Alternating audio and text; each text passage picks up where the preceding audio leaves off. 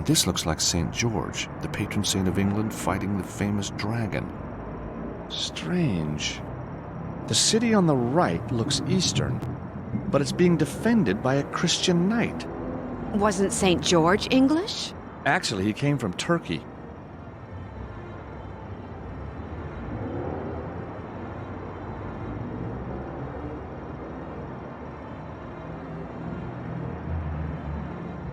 Hey, I recognize this.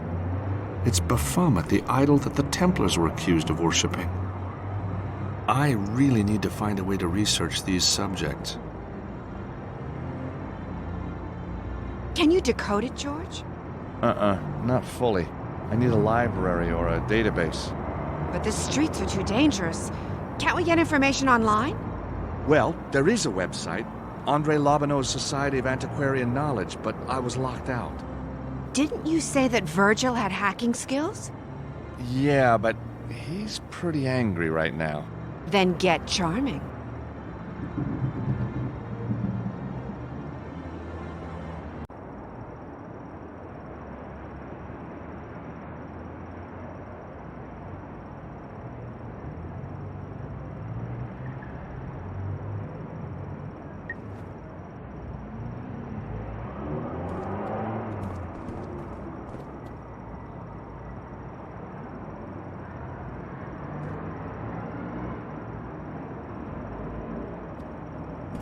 Virgil, I know nothing can replace your MP3 player, but I thought this might ease the loss.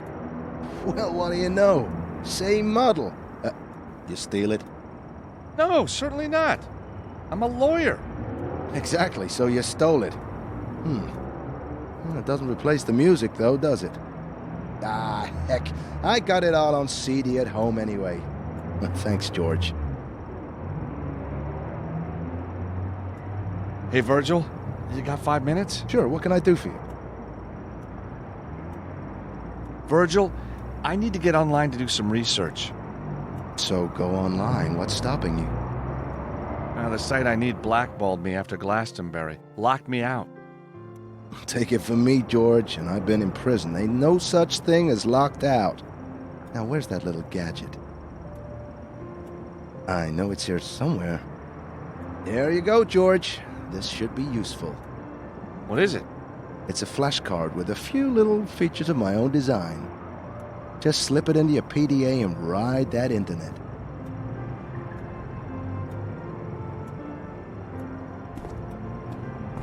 So, what happened after we barricaded ourselves in? First they broke into your office, then they searched the whole place, then they smashed everything up. Oh, I bet you showed them a few moves though, hey, Virgil? Are you kidding? I was under the desk, man. Oh, well, so what did they do then? Busted my MP3 player and left. Well, that's some story. What's so funny, man? Well, you under a desk, Virgil. I mean, I wish I'd seen that. You want to keep me as your friend? You better leave it, George.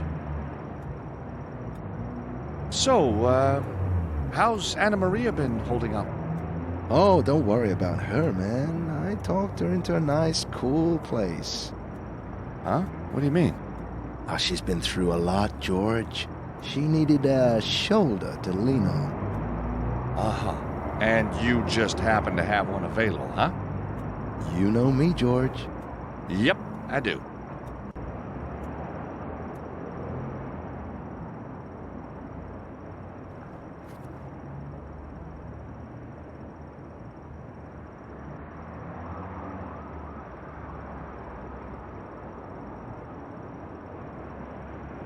Right, George, this is my homemade hacking system with the emphasis on homemade, know what I mean?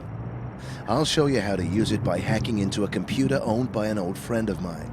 This is you, symbolized by your PDA. This is your destination, the database you're attempting to hack. What you gotta do is connect your data stream to the target computer without being spotted or stopped. See here, my friend lives on the other side of the state. This mountain range is in the way, so we gotta go around it. If we're gonna hack into the database, we're gonna have to pass through these points, or root nodes.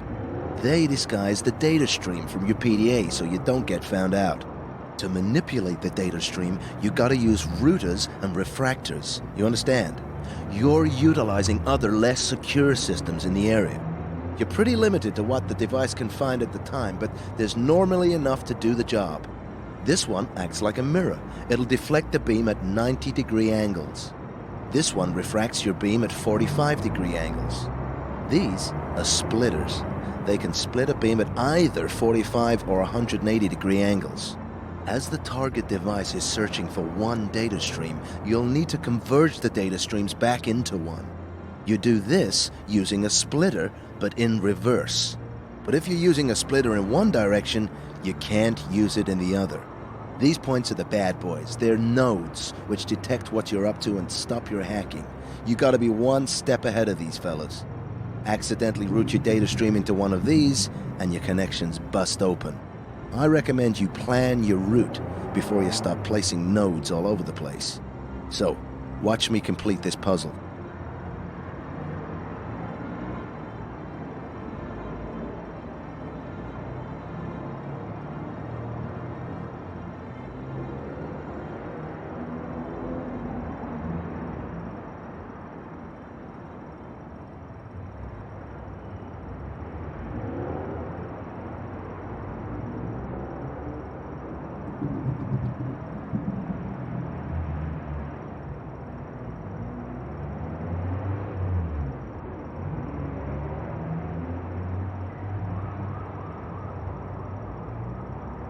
There you go. Now let's see what my friend has in his database. Oh, no! Oh boy, we didn't want to see that. He is one outrageous dude. Okay, George, your turn.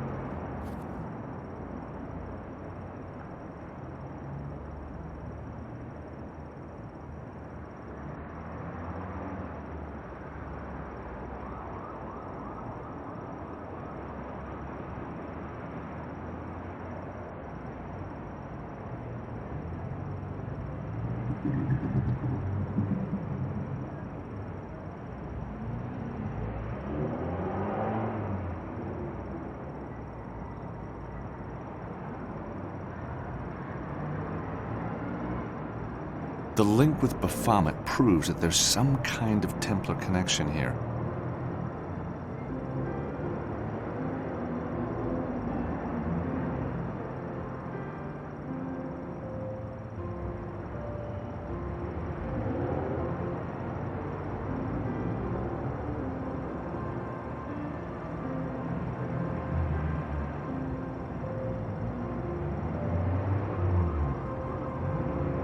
The Templars really were victims of betrayal and greed. Philippe IV, I wonder, did you pay for your sins?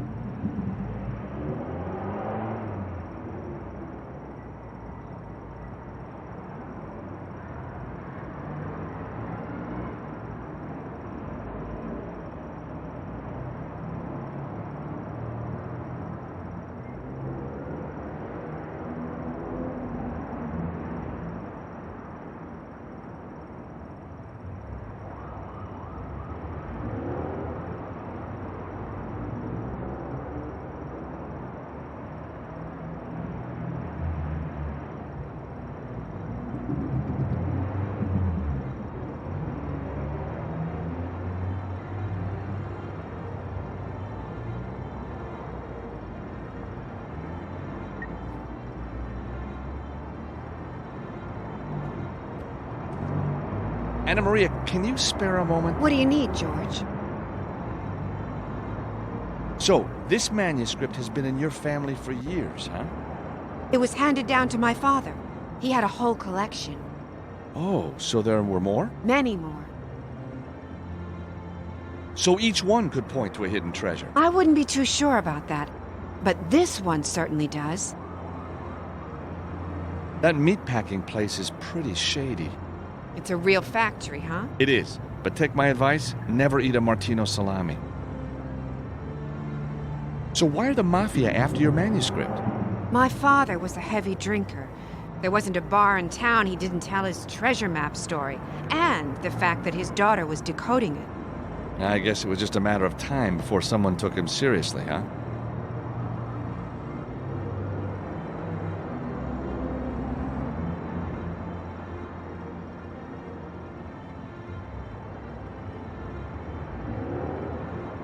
It's an eastern-looking city.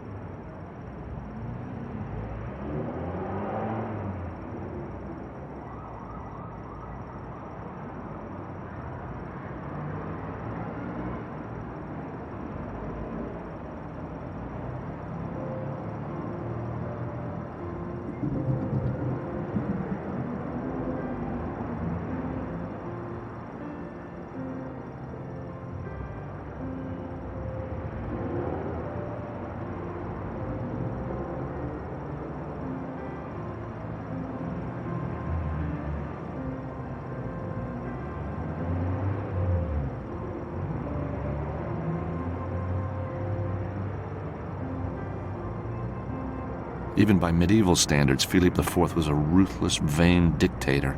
His puppet, Clement V, was no better.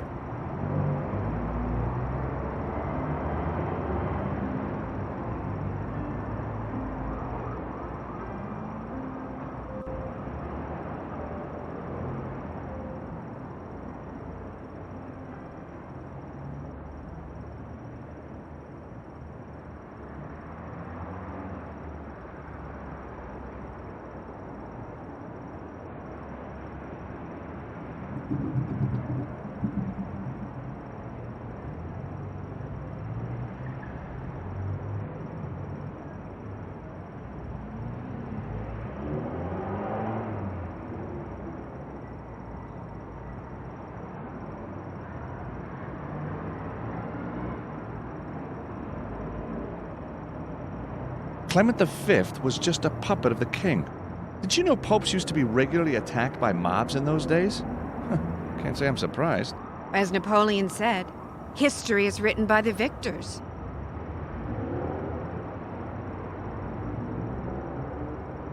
Jacques de Molay was cynically betrayed by Philippe IV of France.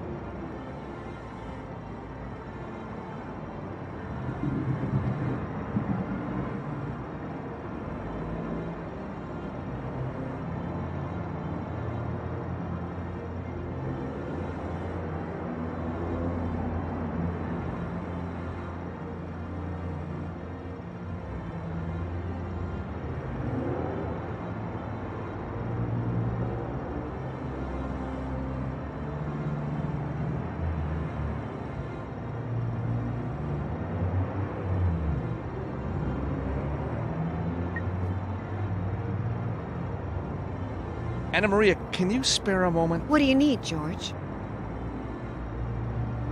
That meatpacking place is pretty shady. It's a real factory, huh? It is. But take my advice, never eat a Martino salami.